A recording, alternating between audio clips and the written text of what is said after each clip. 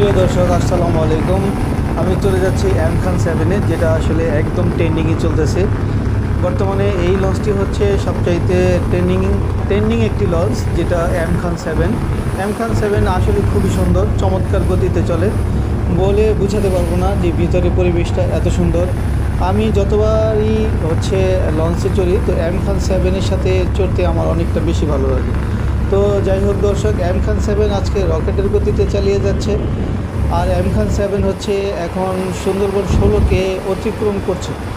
মানে এম খান 7 সুন্দরবন 16-কে অতিক্রম করতে, মানে পাশাপাশি অতিক্রম করতে এম খান 7-এর 1 মিনিট 47 সেকেন্ড সময় লেগেছে। কারণ হচ্ছে যতটা দ্রুত গতিতে দুটোটা লঞ্চ চলতেছে, সেই দ্রুত গতির হিসাব করতে গেলে এম খান 7 তার সর্বোচ্চ শক্তি দিয়ে চালিয়ে যাচ্ছে। কারণ এর আগে এম খান 7 আরও কিছু লঞ্চকে অতিক্রম করে এসেছে, যেমন অ্যাভেঞ্জার 9, পারাবত 12, আরও কিছু দু একটা লঞ্চ, সেটিকে আমার নাম মনে নেই, সেটা আমি দেখেছি নিজ চোখে। এখন এম খান 7 সুন্দরবন 16-কে অতিক্রম করছে। তো আমি সুন্দরবন 16-কে অতিক্রম করতে আসলে কতটা সময় লাগে এম খান 7-এর, এটা আসলে এই ভিডিওটা আমি আপনাদের এখানে তুলে ধরেছি।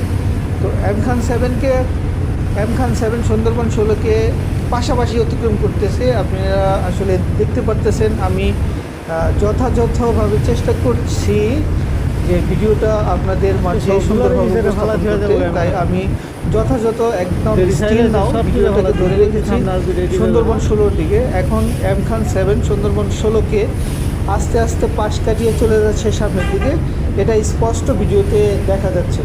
তো আমি আসলে যেটা বলতে চাচ্ছিলাম সেটা হচ্ছে যে এম খান 7 আসলে সর্বোচ্চ শক্তি দিয়ে চালিয়ে যাচ্ছে, সেটা বোঝাই যায় যে ব্যাপারটা আসলে কতটা দ্রুতগামী।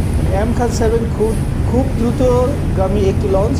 আপনাকে ঢাকা থেকে বরিশালে যেতে এমনি নর্মালি গেলে হয়তো বা 5.5-6 ঘন্টা লাগে, কিন্তু ওই দিন এম খান 7 4.5 ঘন্টার মধ্যে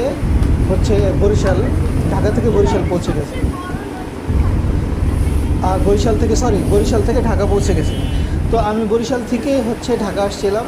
তো যারা আসলে লঞ্চ ভ্রমণ করতে ভালোবাসেন বা লঞ্চ ভ্রমণ করতে চান, আমি তাদের সাজেস্ট করব সুন্দরবন 16 ভালো, পারাবত 12 ভালো, আর এম খান 7 এটা আমার কাছে বেস্ট।